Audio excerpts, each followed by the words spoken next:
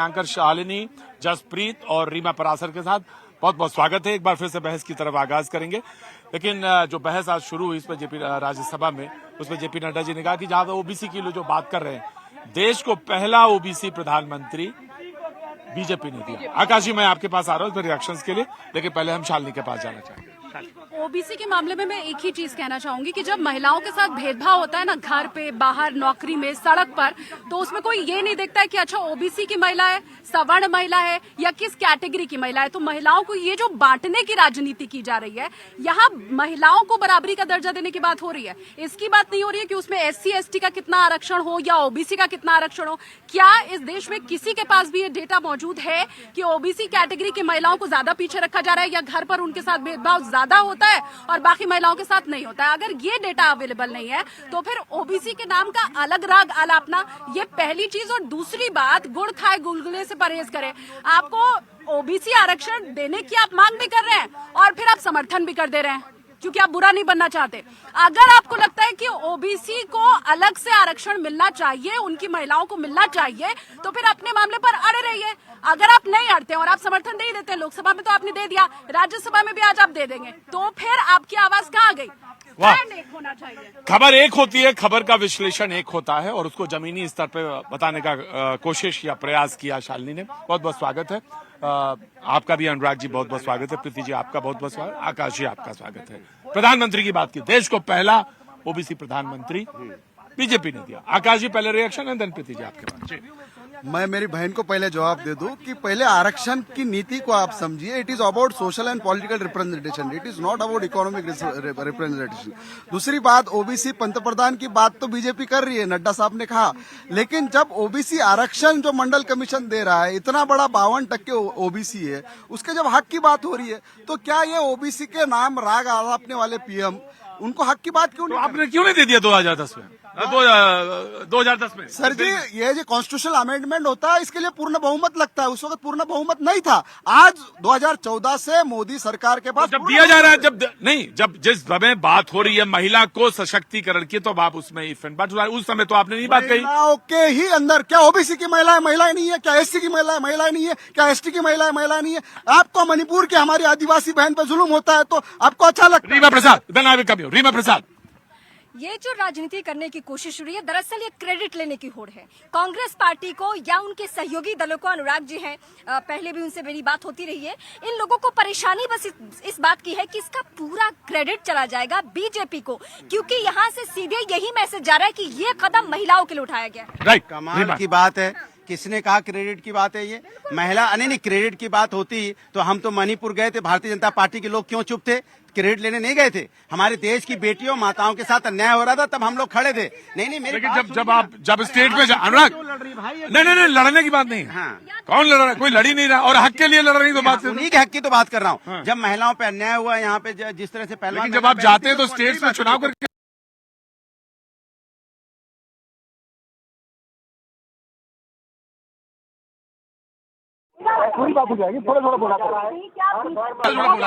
क्या बीजेपी या कोई भी पार्टी ये कहने को आज तैयार है कि अगले, अब इलेक्शन है विधानसभा, फिर उसके बाद लोकसभा, क्या कोई भी पार्टी क्रेडिट नहीं लेगी? क्या बीजेपी भी नहीं लेगी क्रेडिट की आप बात कर रहे हैं? माननीय प्रधानमंत्री जी, हाँ, बड़ी अच्छी बात कही।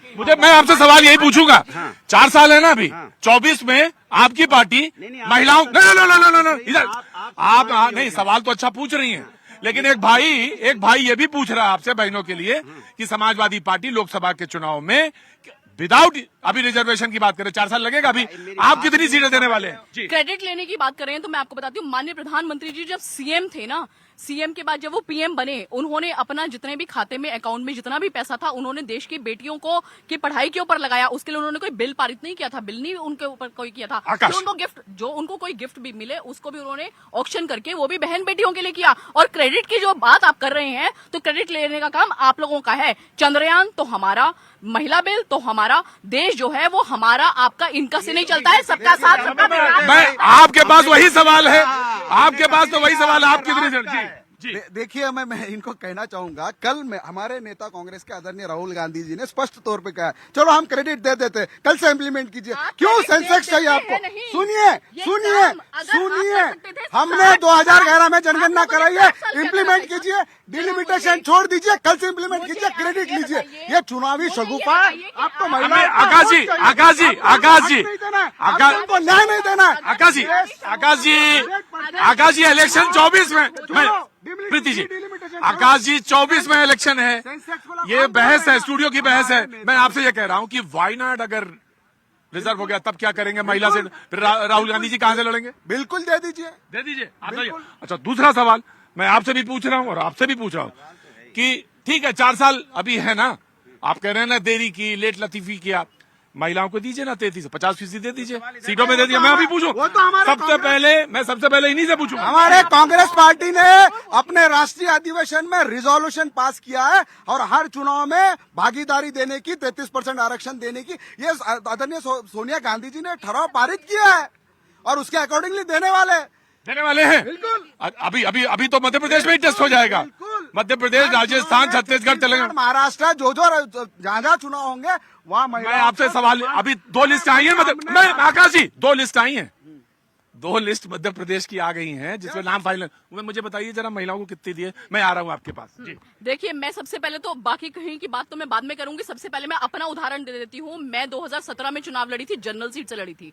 भारतीय जनता पार्टी एक ऐसी पार्टी है जिसने एक महिला को, मुझे भी जनरल सीट से लड़ाया था दिल्ली से, तो ये तो मैं अपना एग्जाम्पल आपको दे रही हूँ। और दूसरी मैं ये कह रही हूँ कि जो अगर ये बात करते हैं महिला सशक्तिकरण की, इन्होंने तो कभी कुछ अपने कार्यकाल में किया नहीं। माननीय प्रधानमंत्री जी जब संगठन मंत्री थे, संगठन के अंदर भी उन्होंने 1/3 सीट्स के लिए महिलाओं के लिए आरक्षित किया हुआ था। आज भी अगर आप भारतीय जनता पार्टी का संगठन देखेंगे, अगर आप दिल्ली की बात करते हैं तो अभी भी यहाँ पे आरक्षण है, अभी भी यहाँ पे बहन बेटियों को पूछा जा रहा है माननीय प्रधानमंत्री जी। मैं 2 सवाल आपसे पूछूंगा और जवाब टना का मिलेगा। हाँ, वो तो आपको देंगे। अच्छा, ओबीसी में तो क्रिमिनल नहीं, महिला की अगर मैंने एक बात और कह दी, इट्स ओके, अगर मैंने एक बार और कह दी तो इन लोगों को बुरी लग सकती है, लेकिन मैं एक बात और पूछना चाह रही हूँ कि मैं तो भारतीय जनता पार्टी से महिला प्रवक्ता यहाँ पर आई हूँ ना, महिला के मुद्दा में।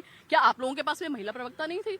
मैं ये कह देता हूँ कि नहीं, एक भाई भी महिला की आवाज उठा सकता। मैं आपकी बात मानता हूं। महिलाओं को प्रमोट तो करते हैं ना, नहीं, प्रमोट तो करते हैं ना। हमारे माता बहनों के लिए बिल्कुल। मौका तो देते हैं ना। मैं आपसे पूछ रहा हूँ कि कितनी सीटें आप देने जा रहे हैं? अभी तो 4 साल का समय है। दूसरी चीज, ओबीसी में तो क्रीमी लेयर की भी बात थी, तो उन महिलाओं को तो टिकट नहीं देना चाहिए।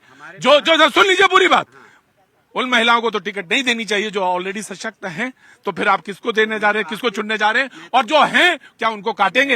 ये सवाल है आपसे भी और आपसे भी। मैंने वही सवाल पूछा था कि भारतीय जनता पार्टी से पूछ लीजिएगा, क्या अभी इधर उधर की बात ना कर, ये बता कि बताऊंगा। हाँ। अपने जो उन्होंने जवाब नहीं दिया। भारतीय जनता पार्टी तो बिल लेके आई है, हमने सबने स्वागत किया, पास कराया। आप कहते हैं चलो बिल पास हो गया, आप इम्प्लीमेंट करने में आपने 6-7 साल लगाएंगे। तो भारतीय जनता पार्टी अभी कहते हैं ना कि हम जो महिलाओं को टिकट देंगे, यहाँ पे 33% से ज्यादा महिलाओं को टिकट मिलेंगे, ओबीसी का भी कर दे। एक मिनट मेरी बात सबके लिए, अरे कहे ना, मैं तो कह रहा हूँ हमारे पास तो एक ही राज्यसभा थी, हमने आदरणीय जया बच्चन जी को एक महिला को दी कि नहीं दी? एक राज्यसभा, मात्र एक राज्यसभा थी, हमने महिला को दी। इन्होंने कितना दिया बताइए? आपने 100% रिजर्वेशन दे दिया, एक सीट थी, 100% रिजर्वेशन दे दिया, हमने एक महिला को दिया। आप तो ये कह रहे हैं ना, आप तो अभी लड़ाई है, मैं अभी तो आप लड़ाई ये कह रहे थे, वो महिला जो हाशिए पर है, जो स्लीपर पहन के आती है, जिसके पास चप्पल नहीं है, मैं उसके लिए लड़ने जा रहा हूँ। जी, नाउ यू प्लीज रिस्पॉन्ड, क्योंकि महिला आरक्षण में परिवारवाद का एक बड़ा इशू है जिसको लोग एड्रेस करना चाहते हैं। अच्छी बात उन्होंने उठाई है। अगर मोदी जी और ये सरकार इसको 2024 में इम्प्लीमेंट करती है, मैं रिस्पॉन्सिबिलिटी के साथ कह रहा हूं कि नॉन क्रिमिनल महिलाओं को ओबीसी के अंदर जगह दी जाएगी, जो उनका हक है। ओबीसी के अंदर क्रिमिनल नॉन क्रिमिनल ये फंडा है और उसी अकॉर्डिंगली दिया जाएगी, बिल्कुल दिया जाएगी और देना चाहिए।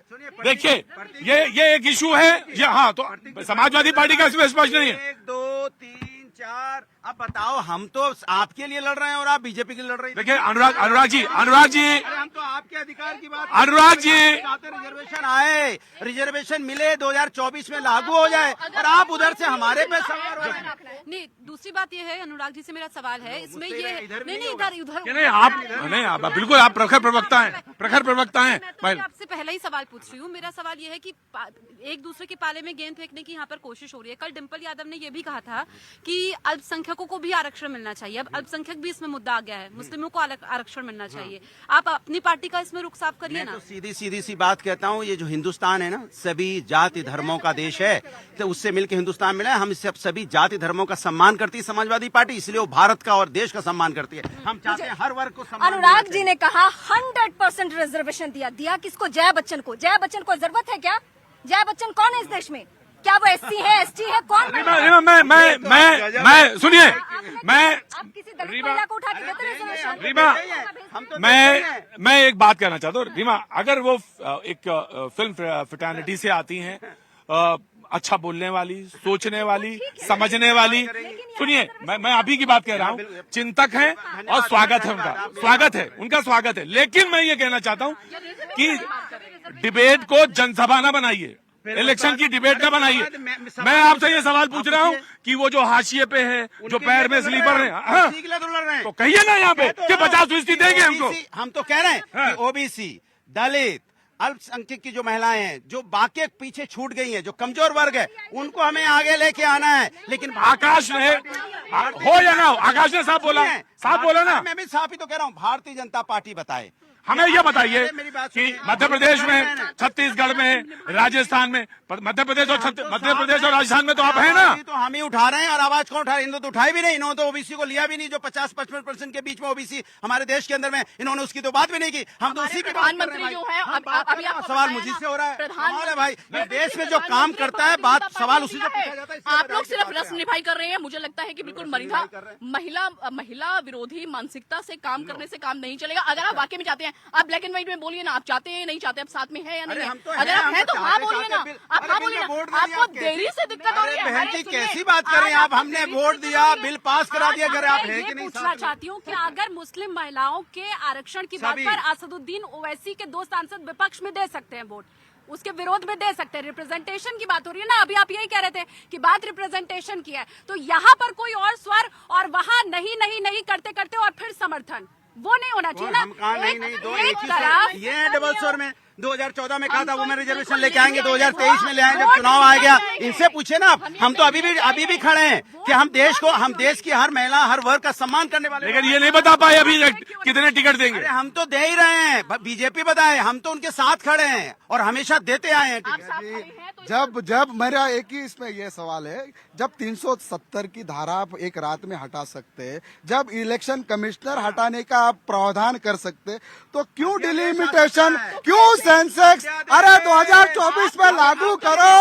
अरे जो SC ST को देना है करो, ओबीसी के लिए। और जब ये सवाल आया, आनंद हमारे साथ, हमारे सहयोगी आ गए हैं। आनंद, जब ये सवाल पूछा गया कि भाई ये मुझे बताइए कि डिलिमिटेशन के बगैर, सेंसस के बगैर अगर ये हो जाएगा, तो कई सीटें ऐसी हैं बगैर, अगर आप कोई होमवर्क नहीं करेंगे, उसका जो एक साइंटिफिक मेथोडोलॉजी है उसको नहीं अप्लाई करेंगे, तो बहुत सारी ऐसे हैं कि आप फिर कैसे अप्लाई करेंगे, उसको इम्प्लीमेंट कैसे करेंगे? प्रतीक, आप भी समझते हैं, हमारे व्यूअर भी समझते हैं कि डिलिमिटेशन जनसंख्या के आधार पर होता है ताकि हर कॉन्स्टिट्यूएंसी में इक्वल नंबर ऑफ वोटर्स हों। किसी कॉन्स्टिट्यूएंसी में कम वोटर, किसी कॉन्स्टिट्यूएंसी में ज्यादा वोटर हो, ये गलत है। अब जितने विपक्ष के लोग हैं, ये सुप्रीम कोर्ट की 3 जज बेंच की एक जजमेंट को पढ़े, जिन्होंने हॉरिजॉन्टल रिजर्वेशन और वर्टिकल रिजर्वेशन की व्याख्या की, और ये भी साफ कह दिया कि आर्टिकल 15 और आर्टिकल 16 के तहत किस तरह से इसका बंटवारा होना चाहिए और क्यों डिलिमिटेशन आवश्यक है, इसकी भी व्याख्या है।